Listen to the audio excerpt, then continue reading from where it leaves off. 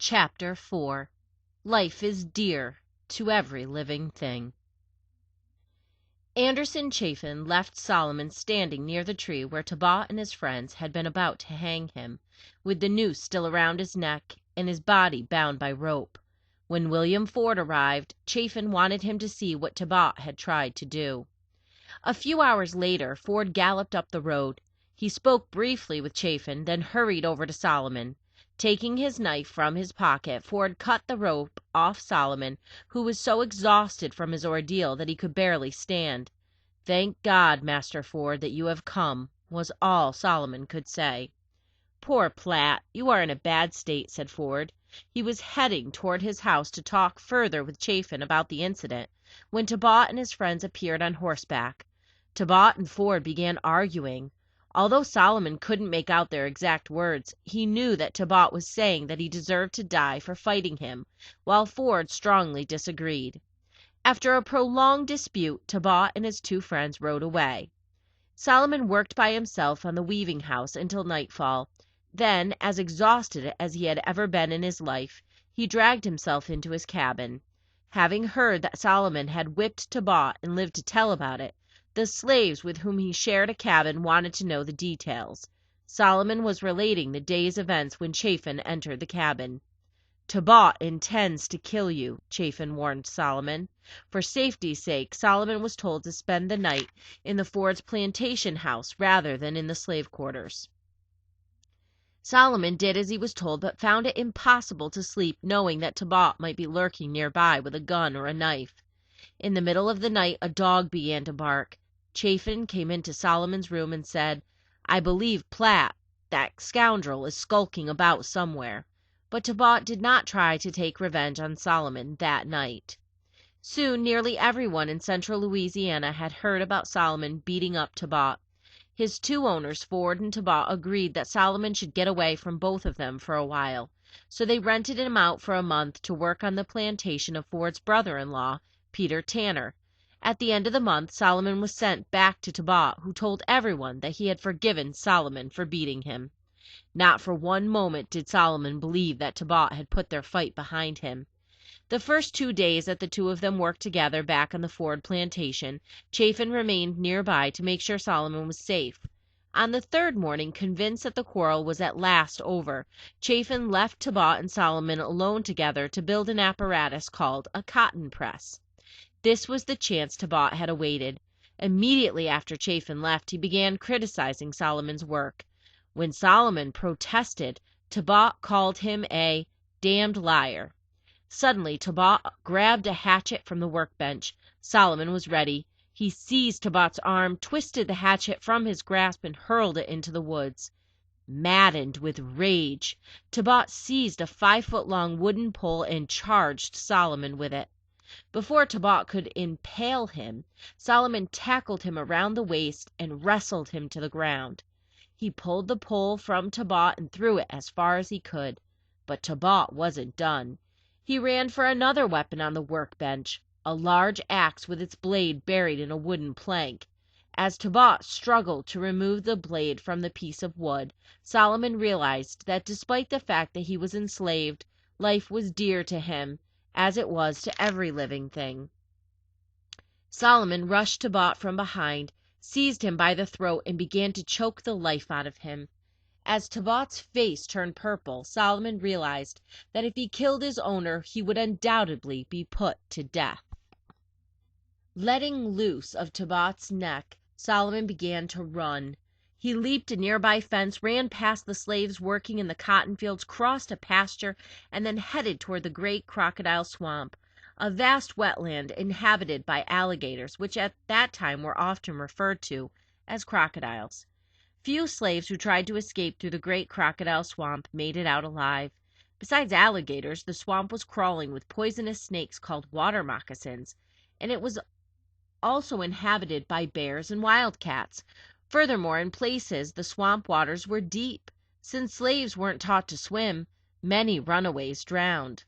To make things worse, Solomon heard dogs barking and horses' hooves hitting the ground. Climbing a tall fence, he saw Tabot and 2 other horsemen searching for him, along with a pack of 8 or 10 tracking dogs. At one point, the dogs came within 100 feet of catching up to him. Solomon, however, had learned to swim growing up in New York State, so he threw the dogs off his scent by swimming underwater. Somewhere in his flight, Solomon lost a shoe. Several times as he waded through the swamp, he came close to stepping on an alligator or water moccasin with his bare foot. Finally, Tabot and his friends gave up the chase. Still, Solomon kept going hour after hour, finding his way by moonlight after the sunset. Sometime during the night he walked out of the swamp into the great pine woods. For a time he wandered about, searching for the Ford family's summer home, where he believed William Ford could be found. Near dawn, at a clearing in the woods, he approached a farm and saw a young white man and his slave chasing wild hogs. Solomon was afraid that the white man might ask to see his pass, then arrest him as a runaway slave when he couldn't produce it. He was too exhausted to run any more, though, so he thought up a clever strategy. Having spent more than 24 hours in the water, Solomon looked like some kind of swamp creature. His clothing was in shreds, and one of his feet was bare and punctured by thorns. Bloody scratches and bruises covered his entire body, and green slime from the swamp coated his skin.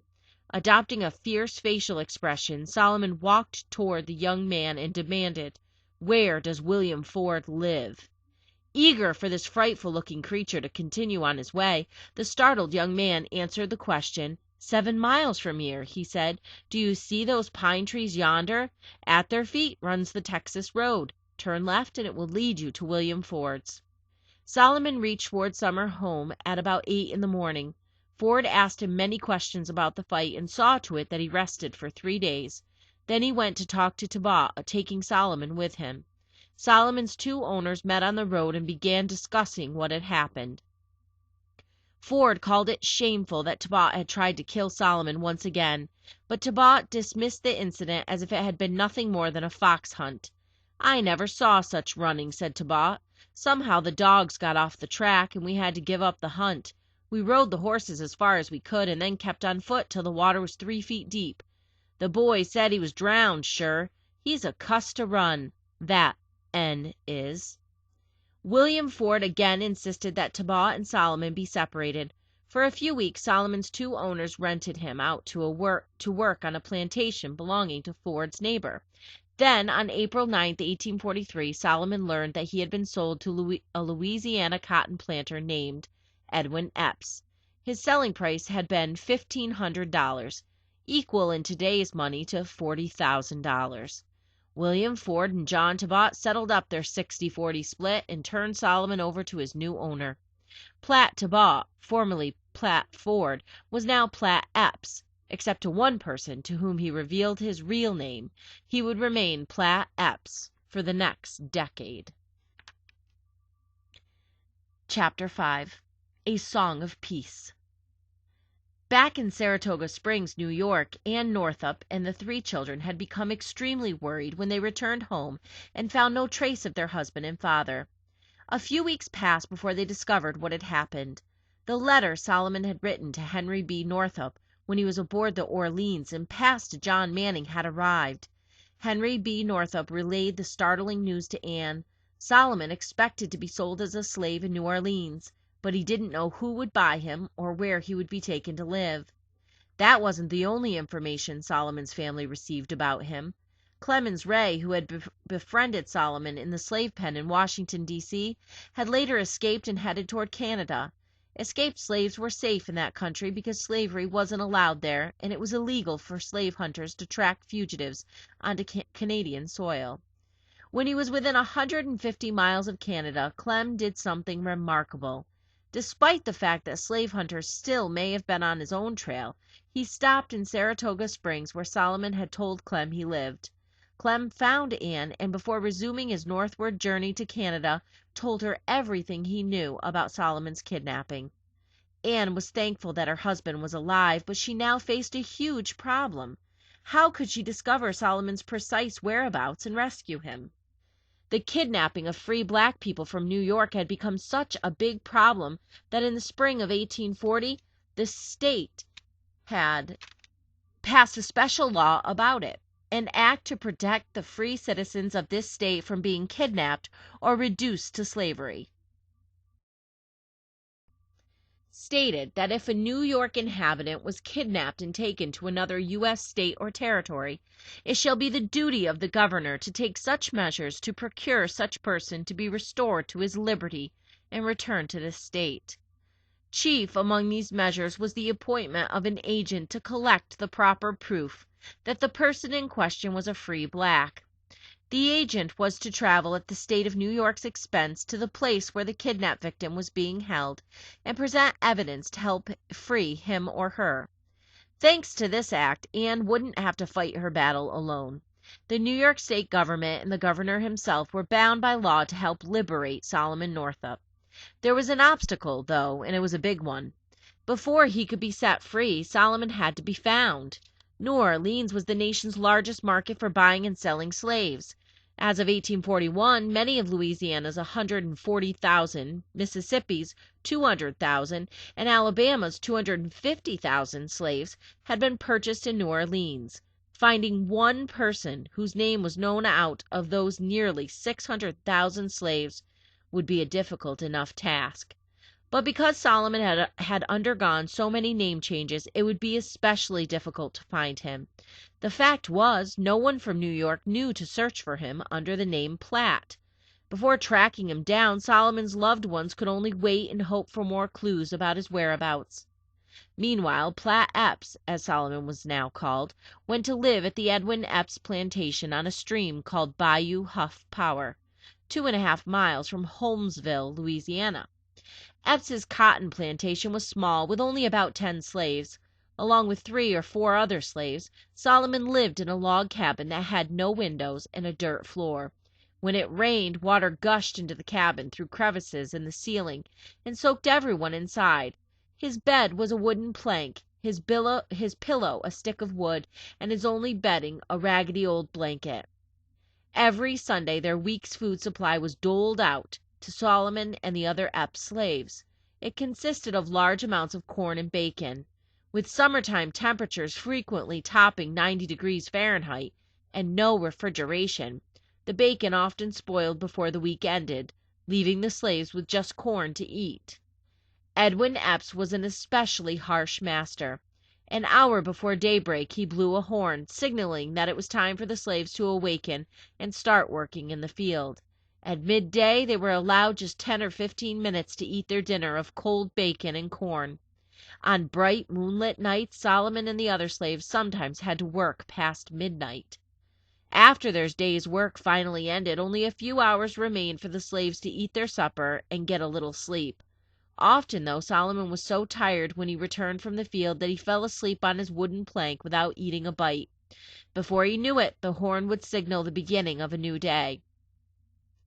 Each part of the year had its special activities on the Epps plantation.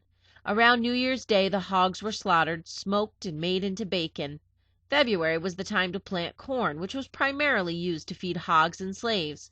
March and April were the cotton planting months. April to July were devoted to hoeing the weeds in the cotton fields and tending the growing cotton plants. August to January were the months for picking cotton. Master Epps managed his slaves without an overseer, relying on his whip to make them obey his rules. The slaves were whipped if they failed to show up by sunrise. They were whipped if they stopped to work or talk or rest without permission. Since cotton won't grow on a broken branch, any slave who carelessly damaged a cotton plant was whipped. Another whipping offense was the failure to pick enough cotton. Epps had a way to determine how much each slave was required to pick. On the first day that a new hand was out in the field, he or she was ordered to pick as much cotton as possible, and was encouraged to do so with a few cracks of Epps' whip. That night the new field hand's cotton was weighed. 200 pounds of cotton was considered a typical day's work. More was good, while less was a poor showing. A young woman belonging to Epps named Patsy often picked 500 pounds of cotton in a single day, more than twice the usual amount. Solomon, whose hands were awkward in the fields, picked only 95 pounds of cotton on his first day. Thereafter, Solomon was expected to pick at least 95 pounds of cotton a day, just as Epps' other slaves had set standards for themselves. Each night, when they took their baskets of cotton to be toted or weighed, the field hands trembled with fear. Those who had picked significantly less cotton than expected were whipped, the number of stripes depending on how deficient they had been in their day's work. But Epps was also hard on slaves who picked 10 or 20 pounds more cotton than usual. In that case, the daily total demanded of them might be raised. Besides punishing his slaves for breaking his rules, Epps whipped them for his personal amusement.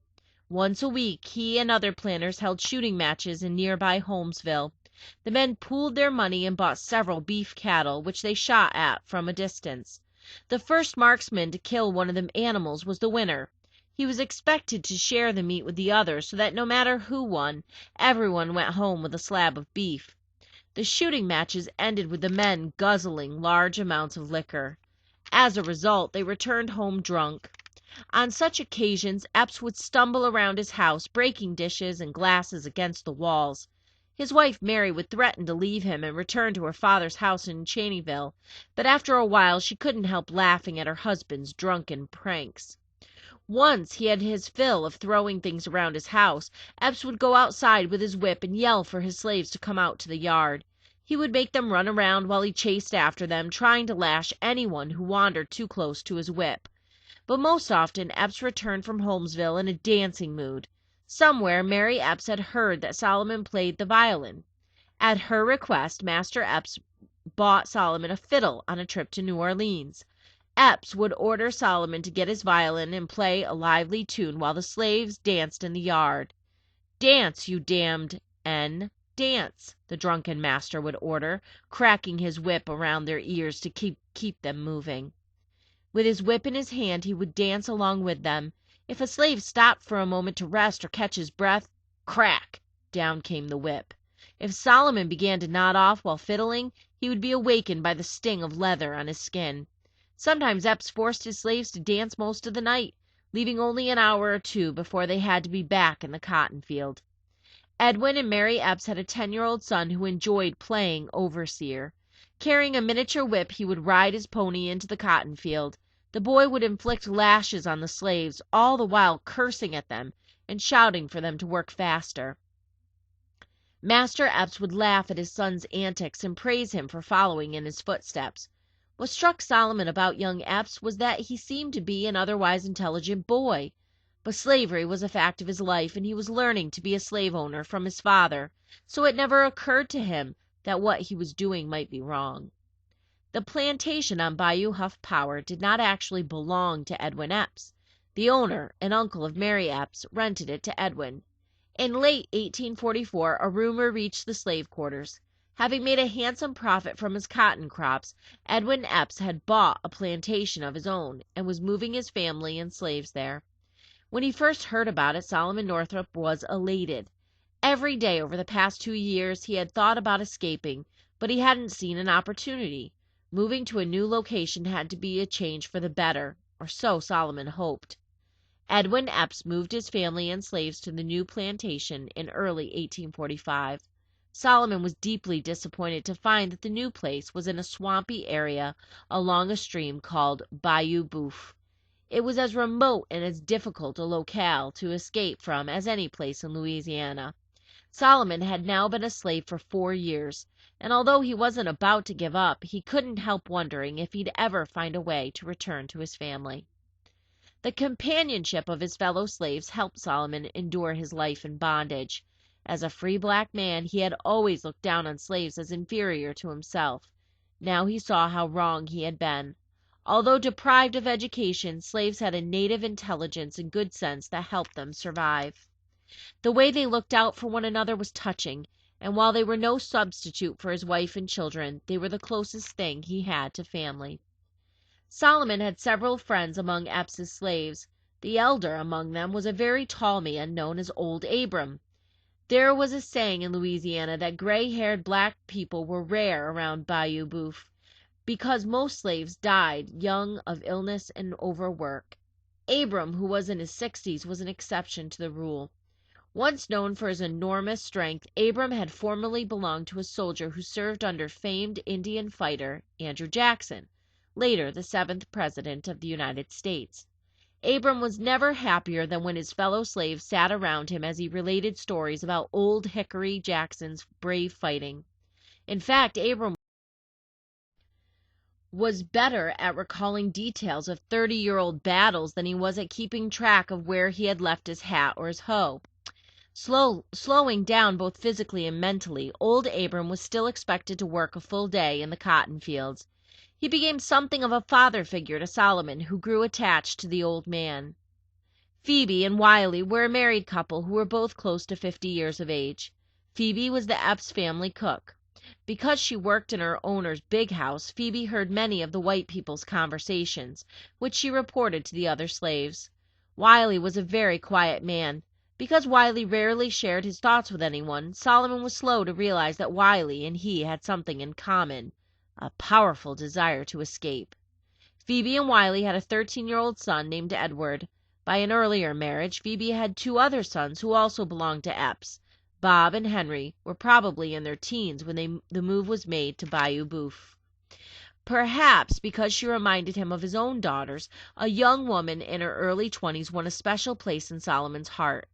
Patsy did not think of herself as a slave. She was proud of the fact that she was close to her African origins, her mother having been brought over on a slave ship. She also took great pride in being the queen of the field at cotton picking time, often picking 500 pounds in a single day. But while Patsy appeared to be a light-hearted girl who rejoiced in just being alive, Solomon discovered that she suffered more than anyone else at the hands of Edwin Epps. Over the years, Solomon did his best to make her life less difficult. Something else provided solace for Solomon: his violin. He played it on many more pleasant occasions than the times Epps returned home from the shooting contest and made him fiddle a tune while the other slaves danced. Mrs. Epps fancied herself an appreciator of fine music. She frequently invited Platt into the big house parlor, then gathered her entire family to hear him play. Other families along Bayou Boeuf heard about the slave who played the violin so beautifully. Neighbors began asking Edwin Epps if they could rent Platt to play at their balls and parties. Though Epps got the rental fee, usually the partygoers showed their appreciation for Solomon's playing by showering him with picayunes, Spanish coins worth about 6 cents apiece that were popular in the South in the 1800s. Solomon was allowed to keep this money, which eventually added up to several dollars. The favorite time of year for most slaves was Christmas week, when masters gave their slaves a few days off so that they could visit relatives and friends on nearby plantations. Planters also took turns hosting huge Christmas parties that might include more than 100 slaves in an area. A Christmas party featured foods the slaves rarely got to eat, as well as music and dancing. During a typical Christmas week, Solomon might play at 3 parties, traveling from plantation to plantation and filling his pockets with picayunes. But except for crickets and frogs, no audience attended Solomon's most special moments with his violin. Often in the middle of the night, when he couldn't sleep because he felt troubled, Solomon would creep out of the cabin to the bank of the stream. There, in the tall grass, he would play what he called a song of peace that reminded him of home. Chapter 6. If I Ever Catch You with a Book. In 1845, the first year Edwin Epps had his own plantation on Bayou Boeuf, caterpillars almost totally destroyed the region's cotton crop. To recoup some of their losses, many cotton planters rented out a number of their slaves to work in the sugarcane fields of far southern Louisiana. That fall, 150 slaves from various Holmesville area farms walked 100 miles to the Centerville area near the Gulf of Mexico. There they were put to work harvesting sugarcane. Among the slaves who made the long walk were old Abram, Bob, and Platt from the Epps plantation. Solomon was put in charge of about 75 cane cutters, as the field hands who harvested the crop were called. Solomon brought his violin along and his reputation for playing it. One weekend he was hired to perform at a party in Centerville. The partygoers were so pleased with his playing that at the close of the festivities they took up a collection for Solomon that totaled $17, equal to more than $400 in today's money. Solomon had a secret plan for spending the money. Centerville was a stopping place for steamboats traveling along a stream called Bayou Teche. From there they steamed to New Orleans, 75 miles away. If he could make it to the big city of New Orleans, Solomon believed he could find a way to travel north to the Free States. Because of his violin playing, Solomon was provided with passes permitting him to move about Centerville to arrange his performances. Somewhere in town he heard that a certain steamboat captain who stopped there regularly was a northerner opposed to slavery. One day Solomon went to the docks on Bayou Teach and quietly spoke to this captain. Solomon got right to the point. Would the captain let him hide among the cargo so that he could escape to New Orleans? To grease the way, Solomon offered some of the money he had earned from fiddling. The steamboat captain seemed willing to assist Solomon, but he explained why he couldn't take part in such a plan. In New Orleans, vessels were thoroughly searched for stowaway fugitive slaves. If Solomon were discovered hiding on the steamer, and it was revealed that the captain had helped to hide him, his vessel could be seized and he could be jailed. He was sorry, the captain said, but he couldn't help Solomon escape. Another 5 years passed before Solomon had another genuine opportunity to inform the outside world of his whereabouts. Mrs. Mary Epps liked Solomon and had him run errands for her when her husband was away. In 1850, when Edwin Epps was in New Orleans selling his cotton crop, his wife sent Solomon to a store in Holmesville to buy several items, including a block of paper. Before he brought Mrs. Epps' purchases into the big house for her, Solomon took a sheet or two of the paper for himself. He hid it in his cabin beneath the board he slept on. This was the first writing paper Solomon obtained in the 9 years he had been a slave. He made a pen by plucking a large feather out of a duck's wing. Solomon made ink by boiling white maple bark. Then, when everyone else in his cabin was asleep, Solomon took the paper, pen, and ink from beneath the plank and began writing by the light of the fireplace. Over a period of a few days he wrote a letter chronicling how he'd been kidnapped into slavery and explaining that he was on the Epps plantation in the vicinity of Holmesville and Marksville, Louisiana. Now came the hard part, mailing the letter. In the South, postmasters would not mail letters given to them by slaves unless they were accompanied by notes from their owners. This meant that Solomon had to find a white person who would mail his letter for him. He found a likely candidate, he believed, months later when a poor white man named Armsby came into the area seeking a job as an overseer. Epps and other planters turned Armsby down. He became so desperate for a job that for a small salary he went to work alongside the slaves in the fields of a neighbor of Epps named Shaw. Armsby liked to fall asleep at night out on the porch of Shaw's home. At 1 a.m. on a warm night, Solomon left the Epps plantation without permission and walked to the Shaw place where Armsby was sleeping. He awoke Armsby and asked if he would mail a letter for him at Marksville, 20 miles away. As an incentive, he offered Armsby all the money he had earned by playing his violin. Armsby agreed to the deal, promising to mail Solomon's letter at the Marksville post office. Something about Armsby made Solomon uneasy, so despite the fact that the letter was in his pocket, Solomon told Armsby he would bring the letter to him along with the money in a few days. Solomon's mistrust of Armsby was well founded. For a day or two later he saw Armsby and Epps sitting together on a fence that divided the Shaw and the Epps plantations. The two men were talking. What about Solomon was fairly certain he knew. That evening Solomon was cooking his bacon in the fireplace when Epps suddenly burst into the cabin carrying a whip. "Well, boy," he said to Solomon, who was by then 42 years old, "I understand I've got a larned N that writes letters and tries to get white fellows to mail 'em. Wonder if you know who he is?" "Don't know nothin' about it, Master Epps," answered Solomon, venturing into dangerous territory. A slave's word was almost never believed over a white person's, and if it came out that Solomon was lying, which he was, he would be in for a terrible whipping. Solomon had something else against him. Right after buying him, Epps had grown suspicious that Solomon had been educated somewhere because of the way he spoke. Epps had even warned him, "If I ever catch you with a book or with pen and ink, I will give you 100 lashes." Epps demanded to know, "Weren't you over to Shaw's night before last? Haven't you asked that fellow Armsby to mail a letter for you at Marksville? What have you got to say to that?" Solomon denied all of Armsby's accusations and countered with a plausible explanation. "How could I write a letter without any ink or paper? That Armsby is a lying, drunken fellow. Didn't he want you to hire him for an overseer?" By making up a lie that one of Epps' slaves needed close watching, Armsby was still trying to get Epps to hire him. as an overseer, Solomon concluded. Solomon held his breath as Epps thought over what he had said. Finally, Epps answered, "I'm damned, Platt, if I don't believe you tell the truth." Still clutching his whip, Epps left the cabin. Solomon waited until the other slaves in the cabin were asleep. Then he pulled out his letter and with a heavy heart threw it into the fireplace. A few days earlier Solomon had been filled with hope. Now, after 9 years, he was no closer to freedom than he had been on the day he awoke in the slave pen in Washington, D.C.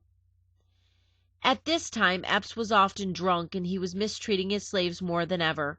Hardly any of his slaves escaped punishment, even those who weren't guilty of breaking his rules.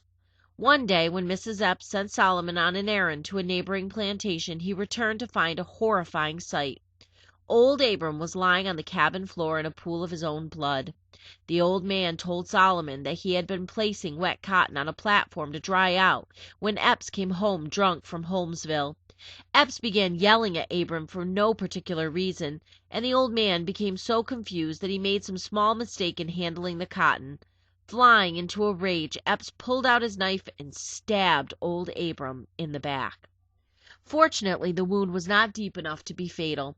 As Mrs. Epps sewed it up, she scolded her husband. If he didn't change his ways, she warned, he would eventually kill all their slaves in drunken rages. On several occasions, when Phoebe angered Epps, he picked up a chair and smashed it over her head. Phoebe's husband, Wiley, was also the target of their master's wrath. One night, Wiley visited a friend on a neighboring plantation without obtaining a pass. The patrollers who rode about looking for runaway slaves chased him down with their dogs, one of which sank its teeth into his legs. The patrollers whipped Wiley and brought him back to Epps, who gave him a ferocious beating. Unable to tolerate any more abuse, Wiley ran away. Epps vowed that when Wiley was caught, he would make him sorry he had ever been born. For weeks, Wiley evaded capture, but after nearly a month, he was caught and locked in jail. Epps paid the fee to have Wiley released and whipped him so brutally that he was crushed in both body and spirit. Wiley never tried to run away again. But it was Patsy who received the most abuse. Edwin and Mary Epps both tormented her. Epps wanted Patsy to have sex with him, but she refused, which enraged him. Mary Epps was jealous of her husband's interest in Patsy and tried to spite her whenever she had a chance. Solomon did what little he could to protect Patsy, and that brought their master's wrath down upon him, too. One day, Patsy and Solomon were hoeing the ground when Epps returned home drunk from a shooting match in Holmesville. Epps stood on the edge of the field motioning to Patsy. "Platt," said Patsy, "do you see old Hogjaw beckoning me to come to him?" With a quick glance, Solomon saw Epps gesturing to Patsy, who began to cry. She should keep working and act as though she hadn't seen Epps, Solomon advised. But despite being drunk, Epps noticed that Solomon had said something to Patsy. Staggering up to Solomon, he demanded, "What did you say to Pats?" Solomon didn't answer the question, which made Epps even angrier. Suddenly he pulled his knife out of his pocket and tried to stab Solomon, as he had old Abram. Solomon jumped out of the way, shouting, "I'll cut your black throat." Epps chased him around the field for the next hour. Only when Mrs. Epps came out of the house and told her husband to stop did he put his knife away. Patsy was at the center of an even more disturbing incident involving Solomon. On Sundays, the slaves took their dirty laundry down to Bayou Boeuf to wash it. One Sunday, Mary Epps gave all the slaves except Patsy pieces of soap for the clothes washing. Rather than make a big issue about a piece of soap, Patsy walked a short way to the Shaw plantation. She borrowed some soap from a friend, then began to wash her dirty laundry in the stream with the other slaves. What Patsy didn't know was that Epps had been spying on his slaves from a distance and had seen her leave without permission. For going off on her own, Epps ordered that she be whipped, and that Solomon inflict the punishment. If Solomon refused, said Epps, he would personally give both Patsy and Solomon the beating of their lives. Realizing that he was left with no choice, Solomon took the whip from Epps as Patsy was tied to stakes in the ground. Then he began lashing Patsy, trying to inflict as little suffering upon her as he could. "Strike harder," Epps warned Solomon. "Strike harder, or your turn will come next, you scoundrel." Meanwhile, Mary Epps watched from her porch with a look of satisfaction. After lashing Patsy until her back was covered with blood, Solomon felt about what he had done. He threw the whip down and announced that he would beat Patsy no more, whatever the consequences. Epps grabbed the whip and lashed Patsy with it until she lost consciousness. Then he ordered Solomon to take Patsy to her cabin.